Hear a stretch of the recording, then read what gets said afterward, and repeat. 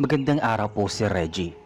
Ako po si Rolly at nais kong ibahagi sa inyo ang isang totoong karanasan na ikinuwento mismo sa akin ng isang malapit kong kamag-anak. Naganap ito noong dekada 90 sa isang baryo dito sa Visayas. Hanggang ngayon, sariwa pa rin sa amin ang takot na dulot ng pangyayaring ito, lalo na't may kinalaman sa mga aswang at sa isang mahiwagang pulseras na galing umano sa engkanto. Sa baryong iyon nakatira si June, isang binatang albularyo na nasa edad 18 pa lang noon. Hindi niya talaga balak maging albularyo, pero dahil sa lolo niyang si Apo Damian na matagal nang gumagamot at nag-aalay ng orasyon, napilitan siyang matuto. Bata pa lang si June, nasanay na siyang makakita ng mga bagay na hindi pangkaraniwan. Jun Apo, ikaw ang papalit sa akin. Pero lo, bata pa po ako, hindi ko pa kaya, sabi naman ni June sa kanyang lolo. Isang gabi habang pauwi si June galing sa ilog kasama ang kaibigan na si Mario, may nadaanan silang malapad na punong balite. Tahimik ang paligid at tanging huni lang ng kuliglig ang maririnig.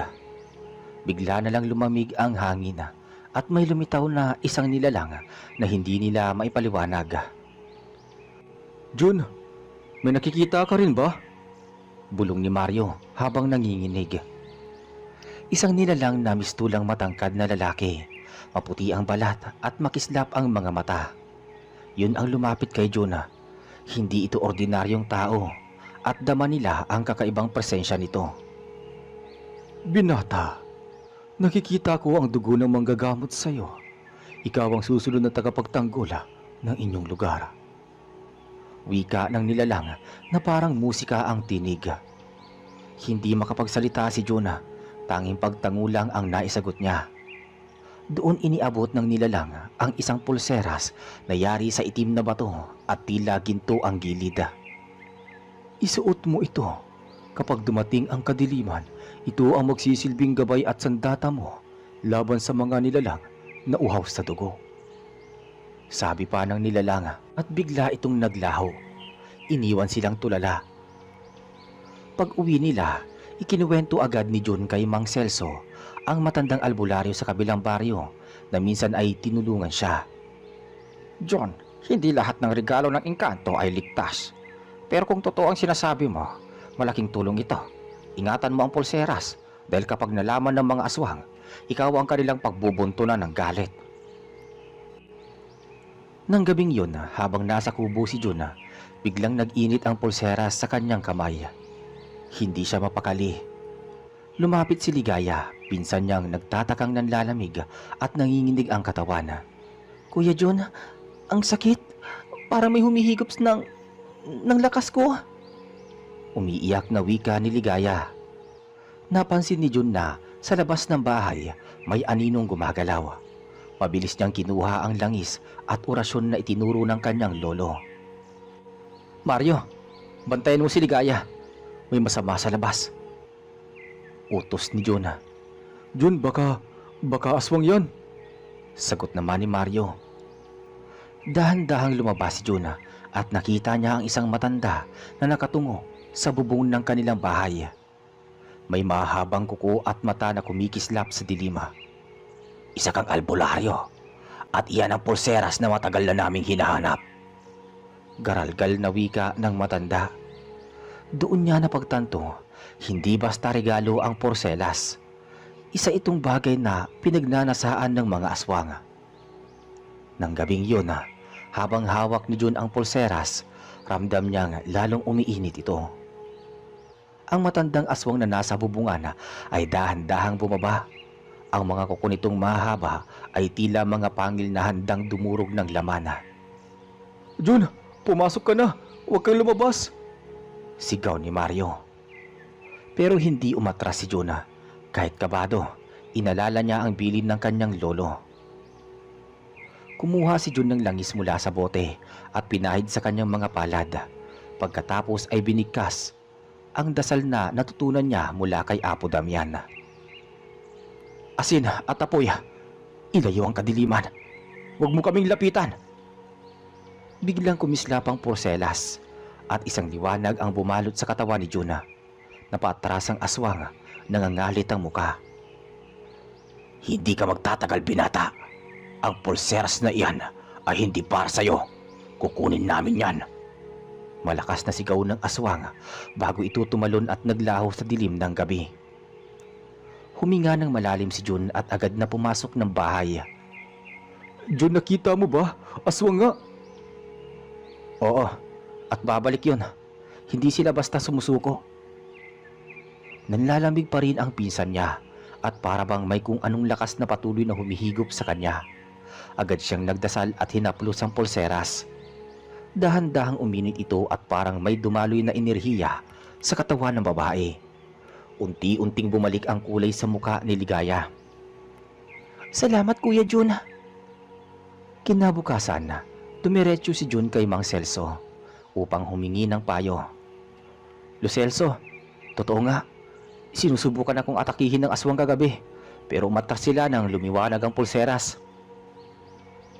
Tahimik lang ang matandang albularyo, nakatitig sa pulseras.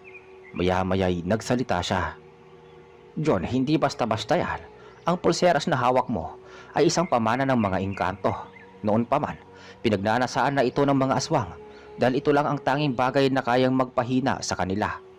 Pero habang nasa iyo yan, hindi ka titigilan ng mga ito. Lucelso, anong dapat kong gawin? Dalawa lang ang landas mo, John. Una, itago mo at huwag gamitin. Pero mapapahamak ang mga tao sa baryo. Ikalawa, yakapin mo ang tungkulin ng pagiging albularyo at harapin mo ang lahat ng panganib. Tandaan mo, kapag pinili mo ang ikalawa, wala nang balikan pa. Natahimik si Juna.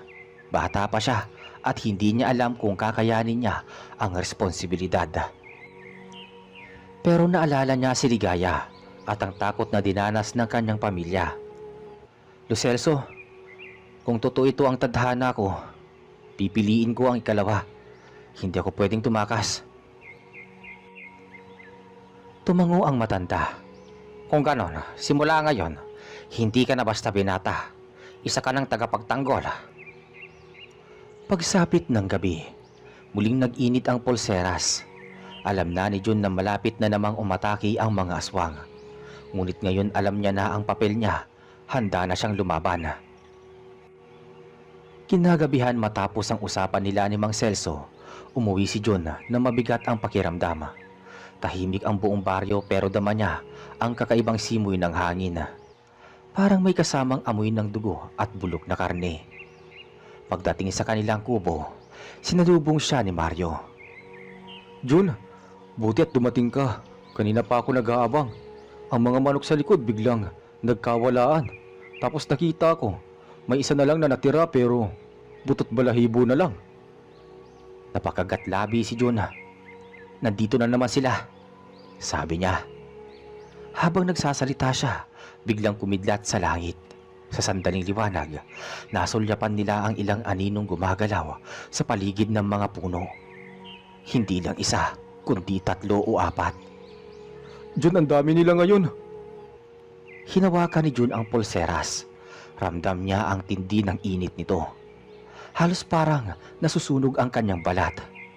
Mario, huwag kang lalabas ng bahay kahit anong mangyari. Ako ang haharap sa kanila. Pero Jun, baka mapahamak ka. Kung hindi ako lalaban, mapapahamak ang lahat. Sagot ng binata sabay tingin sa natutulog na si Ligaya. Lumabas si Jun dala ang langis at isang maliit na buntot ng pagi na nakasabit sa tali. Isa sa mga paboritong gamit ng mga albularyo. Sa dilim lumitaw ang isang babae. Payat at mahaba ang buhok. Nakalawit ang dila hanggang dibdib. Albularyo, ibigay mo sa amin ang pulseras at aalis kami. Bulong nito na parang may kasamang hangin ng kamatayan. Hinding-hindi. Ano kayang mga siniswerte? Sumirit ang babae patungo sa kanya. Subalit agad niyang itinaas ang pulseras. Kumislap ito at tumama sa katawan ng nilalang. Napasigaw ang aswang, halos masunog ang balat. Ah! Hindi magtatagal! Hindi ka magtatagal, bata ka! Sigaw nito bago umatras. Ngunit hindi doon natapos. Dalawa pang nilalang ang lumabas mula sa kawayan. Isang matanda na nakayuko at isa naman ay parang batang payat na may pulang mata. Jun, 3 sila! Itinaas ni Jun ang buntot pagi at sabay dasala. Biglang lumakas ang hangin at tila may humahampas na hindi nakikita. Ang dalawang aswang ay umatras pero hindi lubos na napinsala. Nagtawanan pa sila. Garalgal ang tinig. Bata pa ang lakas mo. Darating ang aming pinuno at kukunin niya ang lahat sa'yo. Pagkasabi nito, naglaho silang parang usok. Naiwan si Jun na nanginginig, pawisan at hingal na hingala. Pagpasok niya, agad niyang sinalubong si Mario. Jun, baka bukas bumalik sila nang mas marami pa. Ano ang gagawin natin? Tumingin si Jun kay Ligaya na muling nananaginip ng masama. Parang may dumadapo sa kanya habang natutulog. Doon niya napagtanto, hindi sila titigil hanggat hindi nila nakukuha ang pulseras. Mario, kailangan ko pumunta bukas kay Mang Celso. Hindi ko na kaya itong mag-isa. Kung darating ang pinuno nila, baka ito na ang pinakamahirap na laban. Tahimik lang si Mario, pero bakas sa mukha niya ang takot at paghanga sa kaibigan. Kinabukasan, maagang gumising si Jun. Hindi pa sumisikat ng husto ang araw. Naglakad na siya patungo sa baryo ni Mang Celso. Sumama si Mario kahit na halatang ayaw niyang lumapit pa sa anumang may kinalaman sa aswang. Jun, sigurado ka ba dito? Kahapon lang ng gabi, muntik ka na mapahamak. Tapos pupunta pa tayo sa bundok na yan? Mario, kailangan ko ng gabay. Kung darating talaga ang pinuno nila, baka hindi ko kayanin mag-isa. Pagdating nila sa kubo ni Mang Celso, sinalubong sila ng amoy ng insenso. Nakaupo ang matanda sa harapan ng altar, puno ng mga bote ng langis, orasyon at mga halamang gamot. John, alam kong darating ka. Lumapit agad ang binata. Lolo Celso, kagabi muling nagpakita ang mga aswang. 3 sila, pero sinabi nilang darating daw ang kanilang pinuno.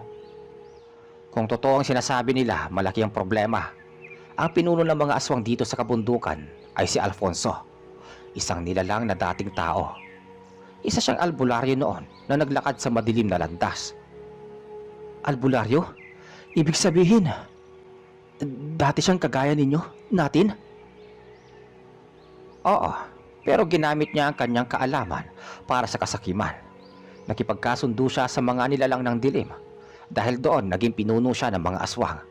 At matagal niya nang hinahanap ang pulseras na nasa iyo ngayon. Hindi nakapagsalita agad si Juna. Parang biglang bumigat ang kanyang balikat. Jonah, hindi lang ito laban ng katawan. Laban ito ng isip at loob. Kung magdududa ka, doon ka madaling matatalo. Lolo Celso, ibig sabihin ba kukunin talaga ni Alfonso si Jun? Paano kung hindi namin kayanin? Tumingin ang matanda kay Mario. Kung hindi niya kakayanin, wala nang susunod na takapagtanggol ng baryo. Ang kapalaran ng lugar na ito ay nakasalalay sa kanya. Pagka-uwi nila, mas lalo pang naging mabigat ang loob ni Jun. Habang nakahiga, hawak-hawak niya ang pulseras. Lolo Damian, kung naririnig mo ko, bigyan mo ko ng lakas. Hindi ko alam kung kaya ko itong mag-isa.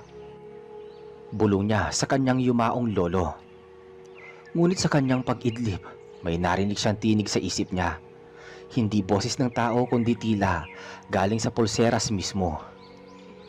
Binata, huwag kang matakot. Ang liwanag ay nasa loob mo. Huwag mong hahayaan ang dilim na sakupin ka. Nagising si Jun na pawis na pawis. Alam niyang paparating na ang oras ng kanyang tunay na pagsubok. Samantala sa kabilang dako ng kagubatan, nakatayo si Alfonso, ang pinuno ng mga aswang. Payat ang kanyang mukha, pulang-pula ang mga mata at mahaba ang kuko. May pulseras na siya. Hindi siya dapat mabuhay na matagal. Kapag lumakas pa siya, mahihirapan na tayong agawin sa kanya ang kapangyarihan. Nagpatira pa ang mga kasamahan niyang aswang. Paginoong Alfonso, kailangan natin siyang sakupin. Ngumisi si Alfonso. Ipinakita ang matutulis niyang pangila. Sa susunod na kabilugan ng buwan, kapag wala na siyang takas. Lumipas ang ilang araw na hindi mapalagay si Juna. Tuwing dapit hapon ramdam niya ang kakaibang init ng pulseras. Para bang pinapaalala sa kanya na palapit ng palapit ang oras ng panganib. Jun, hindi ka na halos natutulog ah. Hindi ako mapakali, Mario. Sa susunod na kabilugan ng buwan, tiyak darating sila. At si Alfonso mismo ang haharap sa akin. Tahimik lang si Mario sandali bago nagsalita. Jun, alam ko matapang ka pero hindi ba pwedeng tumakas na lang tayo? Lumayo na lang tayo sa ibang baryo. Umiling si Jonah. Kung tatakas tayo, iiwan natin ang mga tao. Sino ang magtatanggol sa kanila? Kung ito ang kapalaran ko, haharapin ko. Pagsapit ng gabi, pinatawag ni Jonah si Mang Celso. Doon sa kanilang kubo sila nagtipon kasama si Mario at si Ligaya. Na unti-unti nang bumubuti ang lagay pero halatang natatakot pa rin. Lolo Celso, anong dapat kong gawin kapag humarap na sa akin si Alfonso? John, tandaan mo, hindi sapat ang pulseras. Kakailanganin mo rin ng tibay ng loob at pananalig. Ang mga dasal na ito, iyan ang magbibigay ng dagdag na lakas sa oras ng laban. Kinuha ni Jun ang papel at nagpasalamat.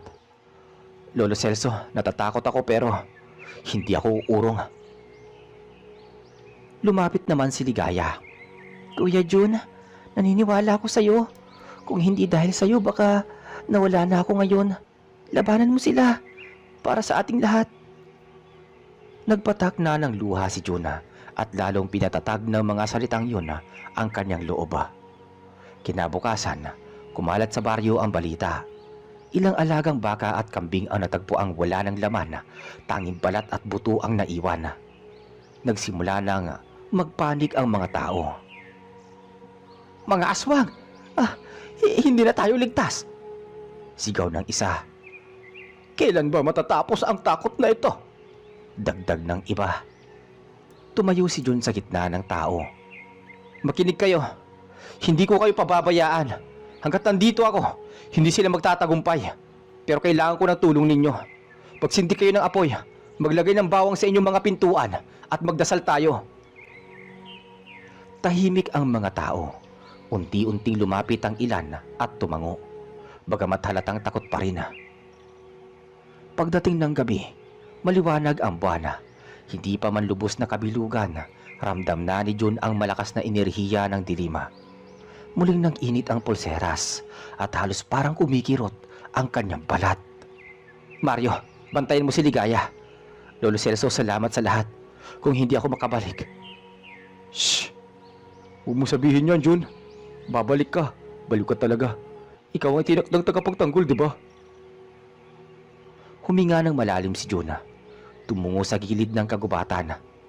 Sa bawat hakbang, naririnig niya ang mga alulong ng aso at tila boses na bumubulong sa hangin. Hanggang sa ilalim ng liwanag ng buwan, unti-unting lumitaw ang mga anino. 1, 2, 5, hanggang sa mapuno ng mga aswang ang paligid. At mula sa gitna, lumabas si Alfonso. Ang kanyang balat ay kulay abo. Ang mga matay nagliliyab, nagbabaga, at ang tinig ay parang pinagsamang boses ng tao at hayop. Binata, sa wakas, nagkaharap din tayo. Ibigay mo sa akin ang pulseras at baka pagkalooban pa kitang mabuhay. Mahigpit na hinawakan ni Jun ang pulseras. Hindi mo ito makukuha, Alfonso.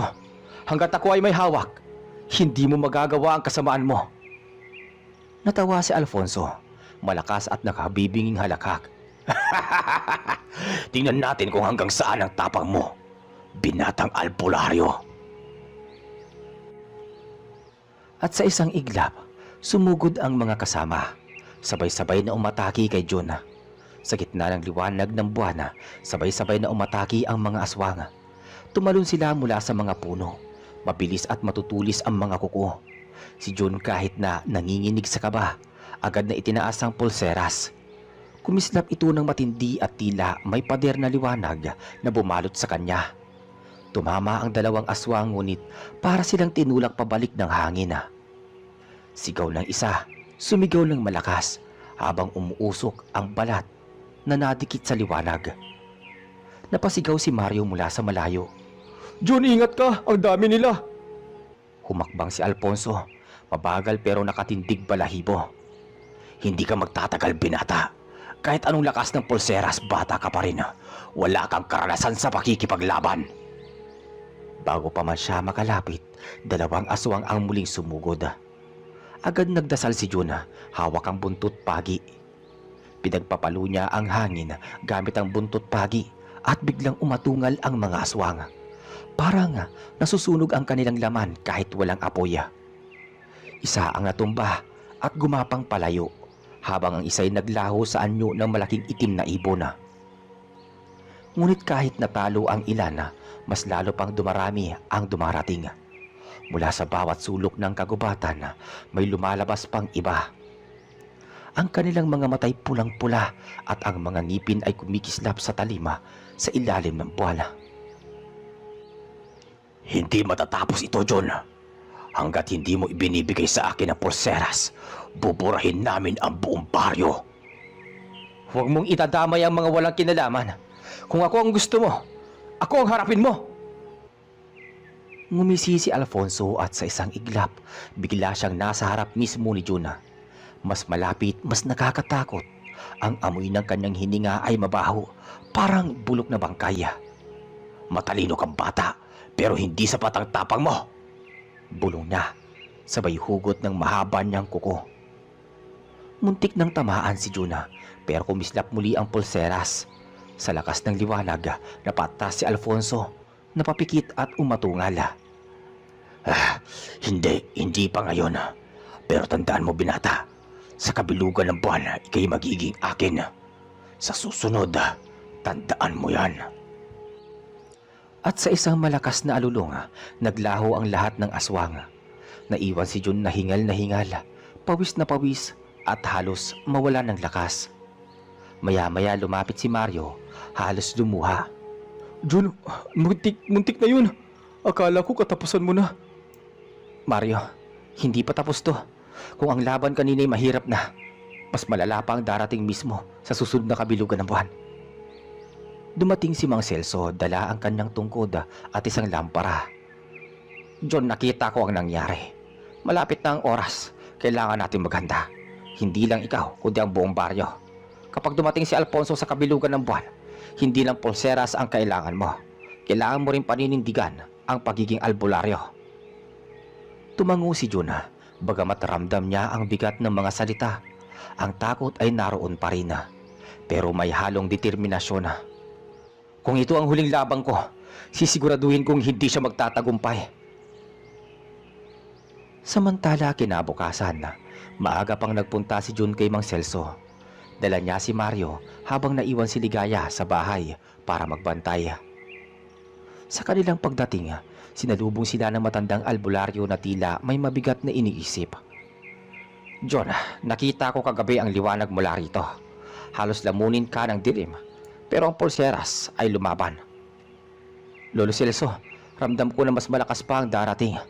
Paano kung hindi ko kayanin? Umupo si Mang Celso, naglatag ng dahon ng bayabas, bawang at asina.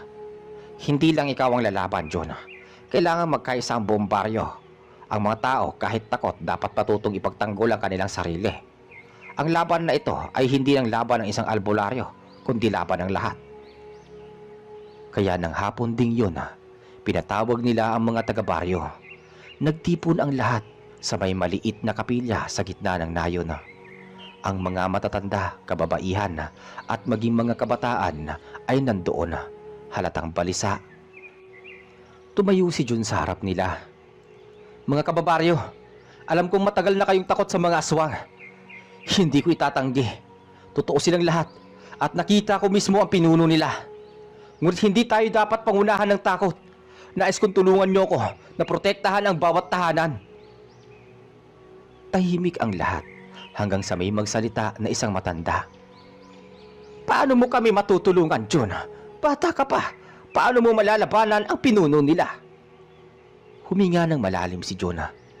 Hindi ako nag-iisa. May gabay ako. At may agimat na pinagkatiwala ng mga engkanto. Pero higit doon, kailangan ko kayo. Maglagay kayo ng bawang sa mga bintana, asin sa paligid ng bahay, at magsindi ng apoy tuwing gabi. Ang sama-sama nating panalangin, ang pinakamalakas na sandata.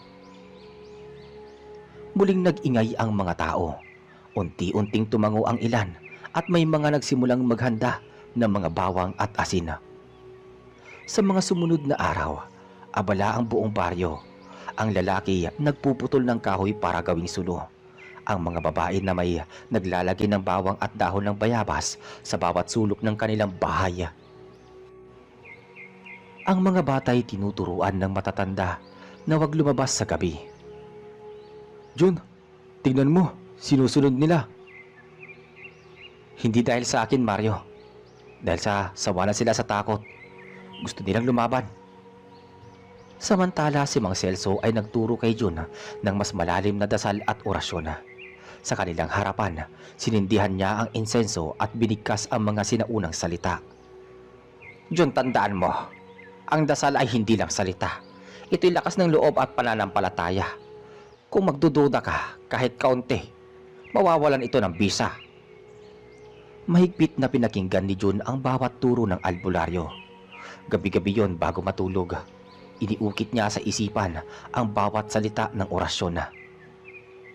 Isang gabi, habang abala ang lahat sa paghahanda, muling nag-init ang pulseras.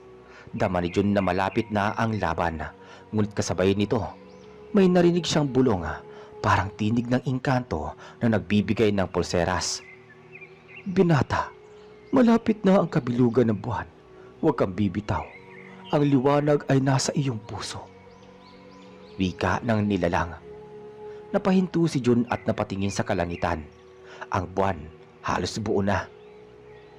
Lolo Celso, handa na ba talaga ako? Mahina niyang sabi. Tumangulang ang matanda, hawak ang kanyang tungkod. Walang sino mang ganap na handa sa laban ng buhay at kamatayan, John.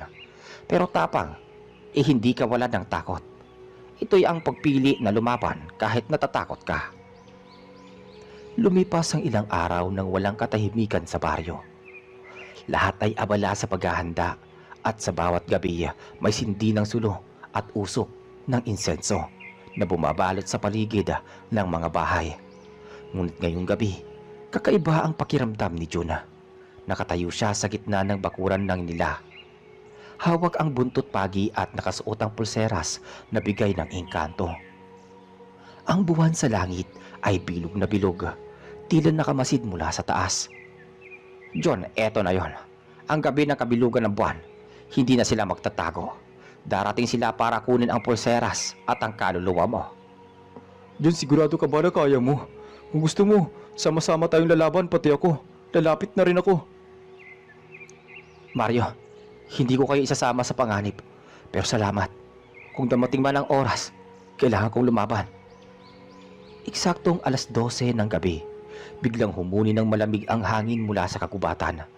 Sumabay dito ang mga alulong na parang galing sa mga aso, ngunit mas malalim at mas nakakatindig balahibo. Mula sa kadiliman, isa-isang lumabas ang mga aswang. Mga matay nagliliyab, mga kukoy kasing haba ng daliri, at ang ilan may pakpak na kumakampay. Nagsimula silang umikot sa baryo, at ang tao sa kanilang mga bahay ay nagdasal ng sabay-sabay, hawak ang krus at bawang. Lumakad pa abante si Alfonso, nakasuot ng itim na barong, ang mukay mahaba, ang mga matay puro dilima. Jonah, oras na. Ibigay mo na sa akin ang pulseras at maiiwasan ang pagkawasak ng baryong ito. Hindi ko ibibigay ang bagay na hindi para sa inyo. Ang pulseras na ito ay para ipagtanggol ang mga tao laban sa mga katulad mong demonyo. Binata, hindi mo alam ang tinatanggihan mo. Ang pulseras na yan ay galing din sa amin. Kung wala ang lahi ko, wala ka rin kapangyarihan. Pwede mong baluktutin ang kwento, Alfonso. Pero hindi mo kayang baluktutin ang katotohanan. Ikaw ang salot ng baryo at hindi ko hayaang magpatuloy pa. Maya-maya sa isang iglap, umataki ang mga aswang. Pabilis silang sumugod, ngunit kumislap ang pulseras at naglabas ng matinding liwanag. Nabulag ang ilan at napatras, habang si Jun ay nagdasal ng orasyon na itinuro ni Mang Celso. Sa ngalan ng liwanag, alisin ang dilim.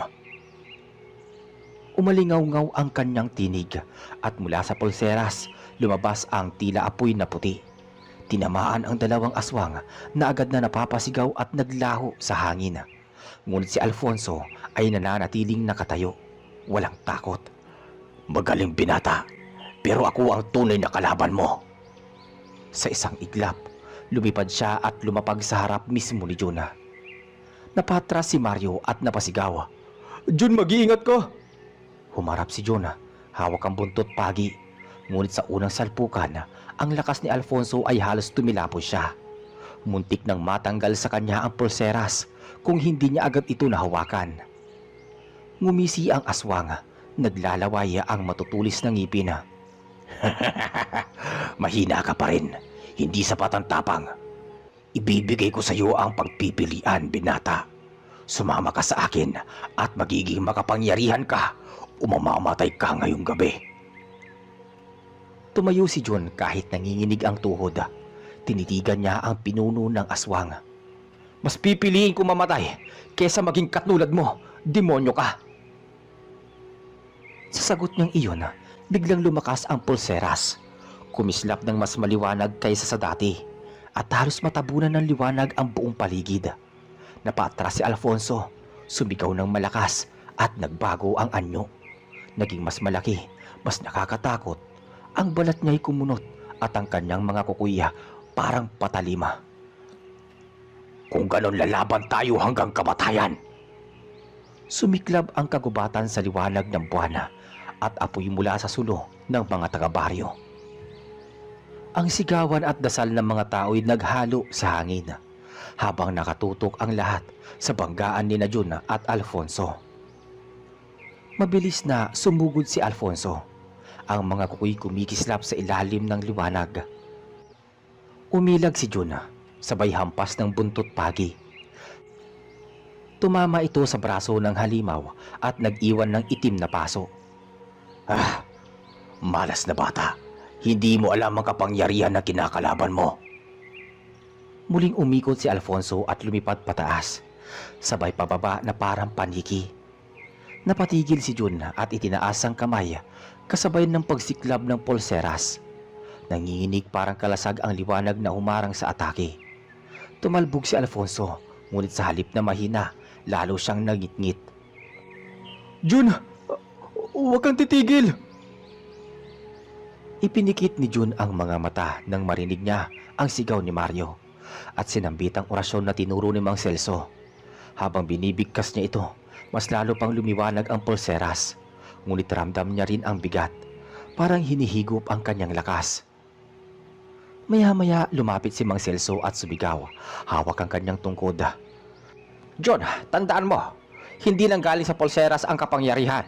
Ang paniniwala at tapang mo ang tunay na sandata. Muling umatake si Alfonso. Ngayon ay mas mabangis. Nahagip ang balikat ni Jun at dumugo ito. Napaluhod siya, nanginginig sa sakit. Lumapit si Alfonso, naglalaway at ngumisi. Ngayon, binata, akin na. Pero bago siya makalapit, biglang sumugod si Mario dala ang sulo. Lumayo ka sa kaibigan ko, demonyo ka! Napasigaw ang halimaw, napatras at nagbago ang anyo saglit. Galit na galit ito. Walang karapatang makialam ang isang tulad mong hampas lupa. Sa lakas ng nilalang, tinapon niya si Mario sa gilid. Bumagsak ito at napaungol. Mario! Sigaw ni Jun, halos mangiyak-ngiyak. Doon sumiklab ang apoy ng damdamin ni Jun. Pinilit niyang tumayo, hawak ang sugatang balikat. Alfonso, hindi mo sisirain ang buhay namin. Hindi mo kukunin ang kaibigan ko at hindi mo makukuha ang pulseras na ito.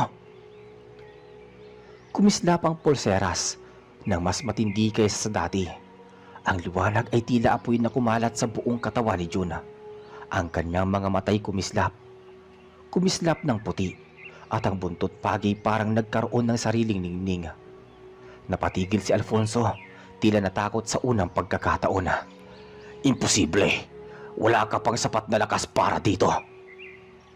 Hindi ko kailangan ng lakas para maging malakas. Kailangan ko lang ng tapang para lumaban. Sa isang iglap, nagsalpukan silang muli. Ang buntot pagi tumama sa dibdib ni Alfonso at sabay sumabog ang liwanag mula sa pulseras. Umalingaw-ngaw ang nakabibinging sigaw ng pinuno ng mga aswang habang ang buong baryo ay nagliyab sa liwanag. Nabulag ang lahat sa tindi ng kislap. Nang bumalik ang kanilang paningin, nakita nilang nakaluhod si Jun, hingal na hingal, habang nakahandusay si Alfonso sa lupa. Nanginginig, sugatan ngunit hindi pa tuluyang naglalaho. Ngumisi si Alfonso kahit halos wala ng lakas. Babalikan kita, binata, at kapag bumalik ako, wala na makakapigil sa akin. At sa isang iglap, naglaho siyang muli, iniwan ng abo at usok. Pagkatapos ng malakas na pagsabog ng liwanag, unti-unting bumalik ang katahimikan sa baryo. Ang mga tao'y nagsilabasan mula sa kanilang mga bahay, dala ang mga sulo at nakamasid sa pinangyarihan ng labanan. Si Jun nakaluhod pa rin, pawis na pawis, nanginginig. Habang si Mario, pilit na bumabangon kahit sugatan. Lumapit agad ang ilang kababaryo upang tulungan silang dalawa. Jun, buhay ka pa. Huwag ka nang masalita, Mario. Salamat at niligtas mo ko kanina. Sagot ni Jun, hawak ang kamay ng kaibigan. Dumating si Mang Celso bitbit ang kanyang tungkod. Pinahiran niya ng halamang gamot ang balikat ni Jun at saka nagdasala. John, napalayas mo si Alfonso. Isang bagay na hindi nagawa ng kahit sinong albularyo dito. Malaki ang nagawa mo. Ngunit kumulo ang noo ni Juna. Celso, hindi ko siya tuluyang natalo. Narinig mo, di ba? Babalik siya. Tahimik ang mga tao ngunit halata ang pangamba sa kanilang muka. Ang ilan ay lumapit at nagpasalamat. Ang iba na may halatang natakot pa rin. Jun, kung hindi dahil sa'yo, baka nilamon na ng mga aswang ang baryo. Ikaw ang dahilan kung bakit kami buhay ngayon. Sabi ng mamang matanda. Ngumiti si Jun kahit may pagod sa kanyang muka. Hindi ako nag-iisa. Kayo rin ang dahilan kung bakit ko kinayang lumaban. Kinabukasan, ang buong baryo'y abala sa paglilinis at pag-aayos ng mga bahay. Ang iba'y nag-alay ng panalangin sa kapilya. Ang iba na may naglagay pa rin ng bawang at asin sa paligid. Ngunit sa kabila ng pag-asa, may halong takot ang lahat. Isang araw, nagtipon ng ilang matatandang kababaryo si Mang Celso. Ang laban na ito ay hindi pa tapos. Ang nakita natin kagabi ay patikim lamang. Kailangan nating ipagpatuloy ang pagkakaisa dahil sa susunod, baka hindi lang si Alfonso ang bumalik. Ang mga tao nagsimulang magtanong. Lolo Celso, sapat ba ang bawang at asin? Ano pa ang kailangan namin gawin? Tumingin siya sa kanila ng seryoso. Ang pinakamahalaga ay ang pananalig. Ang mga engkanto na nagbigay ng pulseras kay John ay hindi basta-basta. Ibig sabihin may dahilan kung bakit siya ang napili. Pero hindi natin siya dapat hayaang lumabang mag-isa. Gabi na nang muling kausapin ni Jun ang engkanto sa kanyang panaginip. Binata, nasubukan mo na ang unang hakbang ng iyong lakas. Ngunit tandaan mo, ang pulseras ay hindi lamang sandata. Ito'y pagsubok. Kapag bumalik ang kadiliman, ikaw lamang ang makakapagpasya kung tatapusin o hahayaan na lumaganap ang kasamaan. Nagising si Jun na may pawis at kaba. Tumingin siya sa kanyang pulseras at mahigpit itong hinawakan. Kung ano man ang mangyayari, hindi ko hayaang lamunin ang dilim ang baryo namin. Wika niya sa kanyang sarili. Kinabukasan maagang pumunta si Jun kay Mang Celso. Daladala niya ang pulseras at mabigat ang kanyang dibdib. Lolo Celso, ano ba talaga ang pinagmula ng pulseras na to? Bakit parang may koneksyon si Alfonso dito? Matagal ng panahon, John. Bago ka pa isinilang, may kasunduan ang mga engkanto at mga nilalang ng dilim. Ang pulseras na yan ay ginawa para maging panimbang. Kapag napunta sa mabuti, magiging proteksyon. Pero kapag napunta sa masama, nagiging sandata ng pagkawasak. Napatigil si Jun at napatingin sa pulseras na nasa kanyang kamay. Kaya pala gustong makuha to ni Alfonso dahil alam niyang pwede niyang gamitin ito para sa kanyang sariling kapakanan. Tama, at ikaw ang napili ng engkanto para mag-ingat nito. Kaya hindi ka pwedeng bumitaw. Ikaw na ang bagong albularyo ng baryo, maliban sa akin. Lumipas ang mga araw habang ang mga tao sa baryo ay patuloy na naghahanda, nagdarasal. Si Jun ay mas lalong nagsanay. Araw-araw siyang tinuturuan ni Mang Celso ng mga orasyon at gamit na halamang gamot. Si Mario naman ay laging nasa tabi niya, handang sumuporta kahit delikado. Isang gabi, habang nagbabantay sila sa labas ng baryo, may biglang lumapit na matandang babae. Ang buhok nito'y mahaba at puti, ang matay kumikislap na parang bituin na. Binata, ako ang tagapangalaga ng pulseras. Nandito ako para bigyan ka ng babala. Si Alfonso ay hindi pa tapos. Sa susunod niyang pagbabalik, hindi na siya mag-isa. Dadalhin niya ang lahat ng kanyang hukbo. Nagulat si Juna. Teka, paano ko sila lalabanan? Kung halos ikamatay ko na ang una naming laban. Ngumiti ang matanda. Juna, hindi mo sila kailangang talunin mag-isa. Ang lakas ng pulseras ay hindi lang galing sa liwanag nito, kundi sa liwanag ng mga tao pinoprotektahan mo. Kapag naniniwala ang buong baryo sa iyo, lalakas ang pulseras na taglay mo. At sa isang iglap, naglaho ang matandang babae. Lumipas pa ang ilang gabi, dumating na ang araw na muling pagsalakay ni Alfonso. Ngayon hindi lang siya mag-isa, kundi may kasamang hukbo ng mga aswang at maligno. Ang baryo muling binalot ng dilim at sigawan. Tumayo si Jun sa gitna, hawak ang buntot pagi, suot ang pulseras. Mga kababaryo, huwag kayong matakot. Sama-sama tayong lalaban. Sabay-sabay na nagsindihan ng sulo ang mga tao. Nagdasal ng malakas at inilabas ang bawang at asin. Nagsimulang umatras ang ilan sa mga halimaw. Ngunit si Alfonso ay diretsyong lumapit kay Juna. Ngayon binata, sisiguraduhin kong wala ka ng pag-asa. Muling nagbanggaan ang kanilang lakas.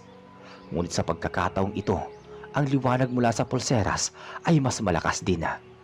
Habang nagdarasal ang buong baryo, mas lalo itong nagniningning hanggang sa halos masunog ang mga aswang na nakapaligid. Hindi maaari. Sigaw ni Alfonso habang unti-unting natutupok ang kanyang katawan ng liwanag. Alfonso, ito ang wakas ng kasamaan mo. Sa isang malakas na sigaw at dasal, sumabog ang liwanag mula sa pulseras. Natunaw ang hukbo ng halimaw at si Alfonso ay naglaho na parang abo na tinangay lang ng hangin. Ganoon kadali natapos ang laban sa tinding ng lakas at pananalig ng mga tao sa baryo. Naging tahimik muli ang paligid. Ang mga tao ay nagsigawan sa tuwa at nagpasalamat. Lumapit si Mario kay Jun, niyakap ang kaibigan. Jun, panalo tayo. Nagapi mo sila. Oo, Mario. Panalo tayo. At mula ngayon, sisiguraduhin kong hindi na muling babalik ang dilim sa baryong ito. Jun, natupad mo ang tungkulin mo. Ikaw na ngayon ang bagong bantay ng liwanag. Huwag mo kalilimutan. Ang tapang na may kasamang malasakit ang pinakamalakas na sandata. At mula noon, naging payapa ang baryo. Naging kilala si Jun hindi lang bilang binatang albularyo, kundi bilang tagapagtanggol na hindi sumusuko sa gitna ng takot. Ang pulseras ay nananatili sa kanyang kamay, paalala laban sa kanilang pinagdaanan at simbolo ng pag-asa na hindi kailanman mapapawi.